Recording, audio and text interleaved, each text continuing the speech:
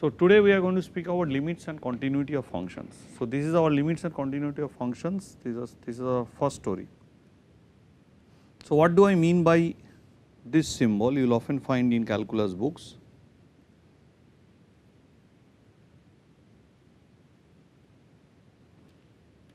So, limit of f(x) as x tends to a is L, and limit of f(x) as say x tends to infinity is L.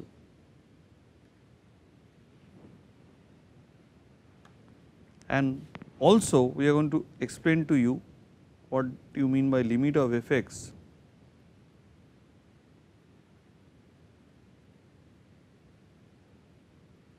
x tends to a is plus infinity or minus infinity, just do it with plus infinity. So, we are going to explain to you very carefully with examples what do we mean by this. Now, first let me understand what I mean by the term x going to a.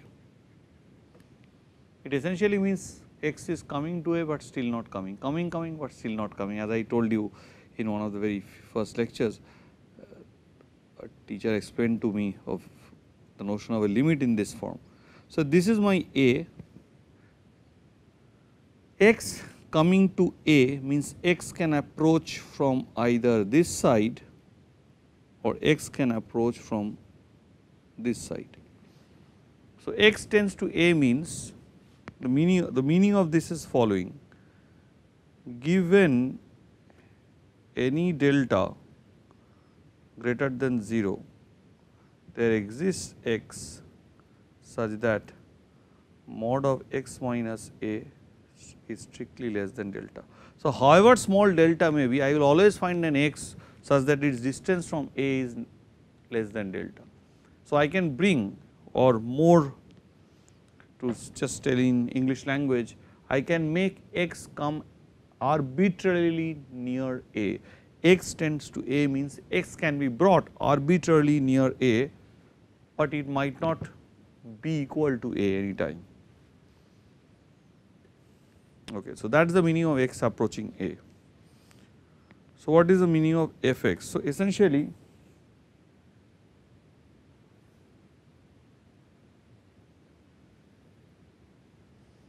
look at a nice function like this, and this is your a. So, x approaches a. So, we create a very small neighborhood around a. So, say it is a delta neighborhood. Then we want to see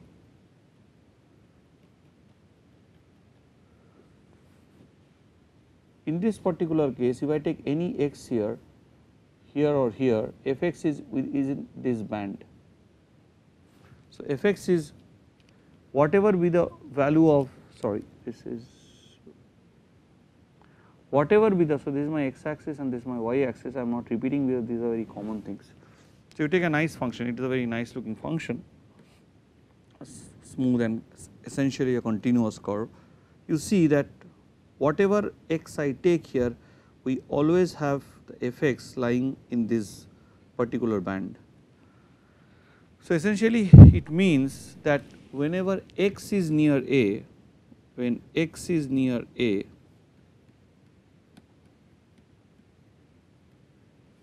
in this case the limit here is f of a, but it is not need not always be. So, when x is near a, f(x) is near L. This is essentially the meaning of this term, limit f(x) x tends to a is L. Now, mathematically how do I put it in a more proper format, and that is again done through the epsilon delta language, which you have to grasp a bit for your understanding. That I say, okay, can you tell me that when x is near a, means if I say, okay, I want f(x) to be within epsilon distance from L, can you tell me if there is any x which is within some very near a for which this will be true? That is the idea, that if you give me how much I should make f(x) close to L, I should be able to tell you how much x should be close to a such that for all those x's fx must be close to L within your given prescription. So, given any epsilon greater than 0, there must exist a delta greater than 0 such that fx minus L is strictly less than epsilon for all x such that the distance of x from A is less than L, but x is never equal to A. That is, here we essentially look at a punctured neighborhood, because L may not really be in the domain of F. So, basically you look at the punctured neighborhood.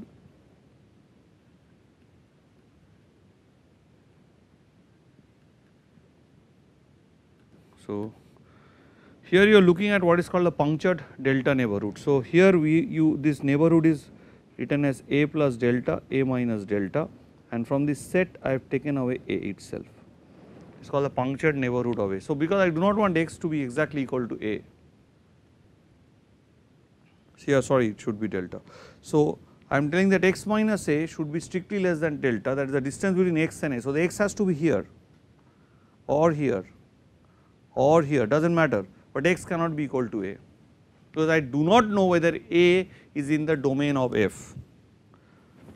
So, that as an example of such a fact, let me consider the function f of x is exponent to the negative power e to the power minus x. If you draw the graph of such a function, you will observe the following.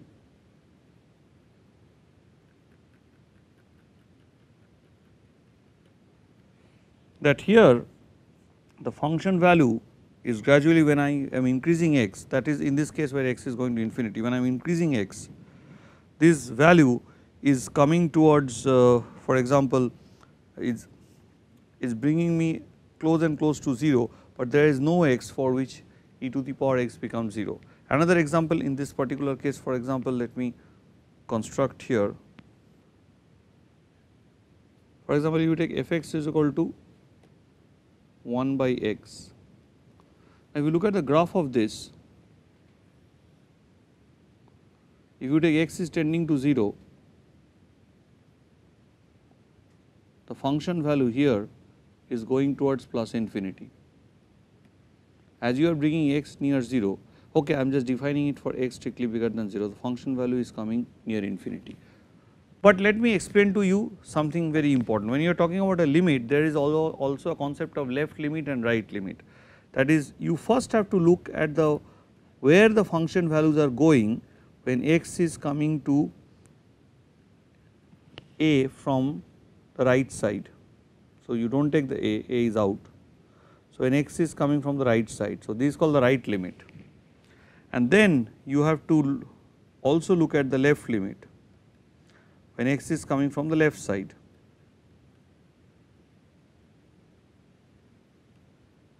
This is A which you have taken out. So, looking at x coming from the left side. What is the relation between these two? If you have equality among them, then you said the limit exists. If you do not have equality among them, then you say the limit does not exist. For example, you will soon learn about a limit, an important limit of this form, limit sin x by x as x tends to 0 is 1. You will soon learn about this limit. This is a very important limit, but you know that this function essentially has no definition at x goes to 0. So, you cannot have, there is no definition of f0 in this case. So, 0 is not in the domain of this function, but still, so that is why you cannot say that this 1 is equal to f of 0 or sin 0 by 0, you cannot say that, because sin 0 by 0 has no meaning. So, this is an example where the function value can approach a limit when it is approaching a given point A, 0 in this case, but that point A might not be in the domain of the function. This is something you have to keep in mind. So, let us again look at limit of fx as x tends to a is plus infinity. What does it mean? And also let us look at limit of fx as x tends to infinity is L. Here it means as x becomes bigger and bigger and bigger, function value approaches L. For example, here if you look at this function fx is equal to 1 by x and you say limit of fx as x tends to infinity, what does this mean? It means that as I am increasing the value of x, where does the function value go? Here it goes down and down and down and down and goes to 0. So, this is some fact you have to keep in mind, you have to remember. Moreover, let us look at something more interesting. For example, if you look at you have an understanding of this, but what is the meaning of this? It says even when x approaches a, for example, in this particular case. So, if you say limit of fx when x is equal to 1 by x and when x approaches 0, then what is the value of fx? The fx value is increasing and increasing and increasing, that is plus infinity. For example, if you take fx is equal to the logarithm of x. So, you know logarithm of x, the domain is only strictly greater than 0. So, again if I approach 0, I am only approaching it from the right hand side, because there is no way approaching it from the left hand side is meaningless, because there is no definition of the function on the left hand side. So, this is log 1 is 0. So, you see what is happening to log x. So, in this case limit of fx as x is coming to 0 from this side, as x is approaching here, this is becoming minus infinity, it goes down and down and down and down. So, the various ways a function can behave depending on the various ways as x goes to a. For example, if you want me to write this, how do I write this in some more some sort of an epsilon delta type thing? Of course, here you do not have epsilon delta business because function fx goes up. What it says that give me any m greater than 0 no matter how large,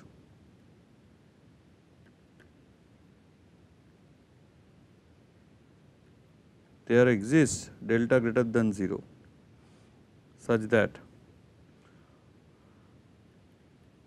mod of fx, right, mod of fx or fx, I am assuming, let us say assume positive function, does not matter, mod of fx is bigger than m if mod x minus a is less than delta. So, whenever x is within the delta neighborhood of a, this is called the delta neighborhood. So, this is always called the delta neighborhood, a plus delta, a minus delta. So, this is an open interval. So, this is an open interval, this is called the delta neighborhood, I am doing a shortcut NBD. So, whenever x is in this, mod of fx would be very large. Of course, you can say that if the whole thing is negative, how can I write? Of course, it will not be negative. If his fx is tending to infinity, at certain time the function value has to become positive. So, you may say that I can just forget the negative values and just concentrate on the positive values and see where it is going when x is approaching the a. If this is the case, then fx must take a positive value after some time, it cannot just stay on taking negative values. If it is having negative minus, it goes to minus infinity, it has to take a negative value after some time. For example, the case of log x, where the function has started taking negative values just after log 1, which is 0, for after x equal to 1, it has started taking negative values. So, till suppose x is approaching 0, so I am coming along this side, the function values are all, the function values are all positive, and then once it crosses 1 and goes more near 0, the function values have become negative. So, these are something you have to keep in mind. We say that f is continuous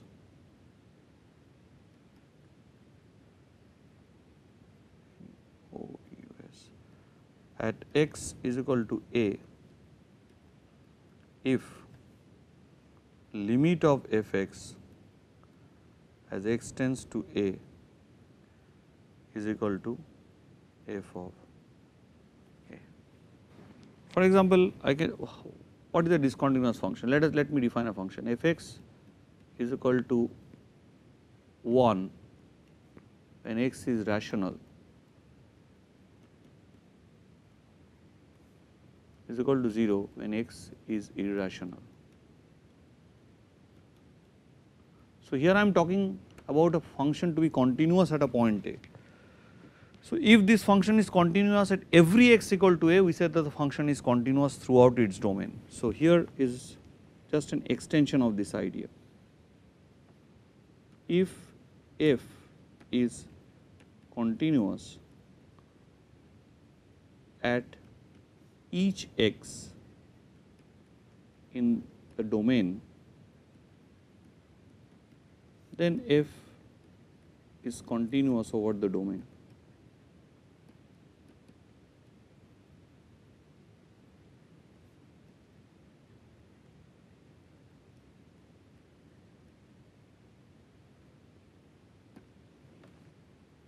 Yes, all right. X is rational, x is irrational.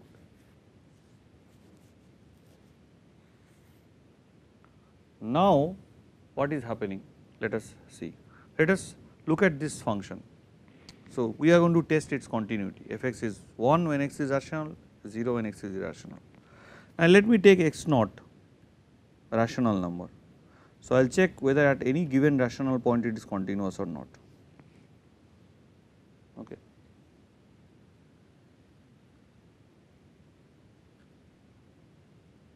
So, look at x naught. Now, when I say, so I have to now look at limit of f x as x tends to x naught. What does it mean? How do I look at this thing? Here you see a use of the sequence. To answer such a question, you will need the help of the sequence. This definition of continuity can be written in terms of a sequence. It is as follows. We say f is continuous at a, x equal to a, if for all sequence xn converging to a, f of xn must converge to f of a, then it is continuous. So, if it is not happening, this is not happening, then it is not continuous. So, this idea would be used to understand this problem. For example, so I am asking what is this question. Now, consider a sequence xn of, so you take a sequence xn of rational numbers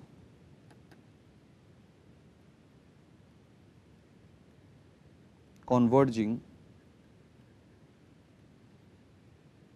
to x naught. So, how will you do it? For example, take any sequence.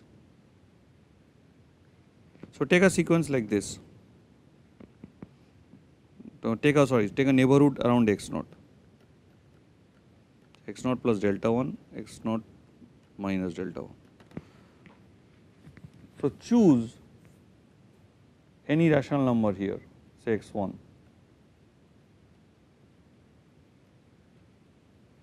Then make a much smaller neighborhood which say does not contain x1, right. So, here in this you can say that neighborhood can be say x naught minus delta 2 and this is x naught plus delta 2. So, you choose another x2 and you can keep on decreasing the size of the neighborhoods. So, basically now you have considered a sequence and you are decreasing your length of the neighborhood, and each neighborhood you can still find rational numbers coming towards x naught. So, this x1 is a rational number. Now, here you choose some x2 that is also a rational number. So, x1 element of q, so I should write it properly, x1 element of q, that is also a rational number. Similarly, instead of rational numbers you could choose irrational numbers. So, let me take a sequence of rational numbers converging to x naught. For if x naught is rational, every fx value is 1. So, if you have a rational sequence xn converging to x naught, where this xn is element of q, then this is 1. But if I take a sequence of irrational numbers xn going to x naught, which you can do, you instead of x1 you can choose a in q, you can choose a something which is in q complement. So, xn is in q complement, so is in irrational numbers. In that case the function value at each of those xn's would be equal to 0. So, limit of fxn would be equal to 0, but the equivalent definition of continuity says that whenever f is continuous at x equal to k, for all the sequence xn that goes to a, fxn has to go to fa. But here if since x naught is a rational point, f of x naught must be equal to 1, that is the definition of the function value at rational point. So, here if I take a sequence of rational numbers going to x naught, the function, the limit value is 1. If I take a sequence of irrational numbers going to x naught, the limit value is 0. So, we have two different limit values, they are not converging to the same value. So, this function is not continuous. So, in the next class we will give much more examples to illustrate all these points in much more detail, and we will calculate, we will take some examples and calculate them. So, thank you very much.